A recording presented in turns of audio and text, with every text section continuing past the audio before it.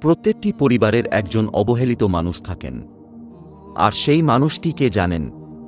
সেই মানুষটি হলেন পিতা। আশ্চর্য হচ্ছেন? আশ্চর্য হলেও এটাই সত্যি। সন্তান ঘরে ঢুকেই মায়ের খোঁজ যেভাবে নেয়, বাবার কিন্তু সেভাবে নেয় না। প্রত্যেক সন্তানদের একটাই অভিযোগ থাকে, বাবা শুধু রাগ দেখান, কিন্তু লুকানো ভালোবাসাটা চোখে পড়ে না। মায়েরা যেভাবে ভালোবাসা প্রকাশ করেন, বাবারা কিন্তু সেভাবে প্রকাশ করতে পারেন না। মায়েদের মতো বাবারাও কষ্ট করেন সন্তানদের জন্য। আমাদের চোখে মায়ের কষ্ট ঠিকই পড়ে, কিন্তু বাবার কষ্ট দেখি না। প্রত্যেক পিতা তার পরিবারের জন্য হাড় ভাঙা পরিশ্রম করেন।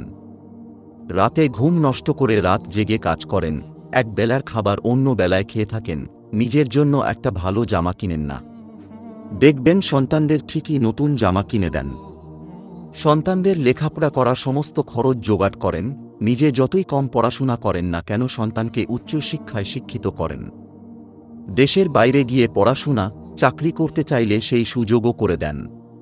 একসময় সেই সন্তান উচ্চশিক্ষায় শিক্ষিত হয়ে পিতাকে চিনে না। পিতার কথা বুঝতেও কষ্ট হয়। যে পিতার অক্লান্ত পরিশ্রমের মাধ্যমে বড় হয়, সে পিতার খোঁজই রাখে না।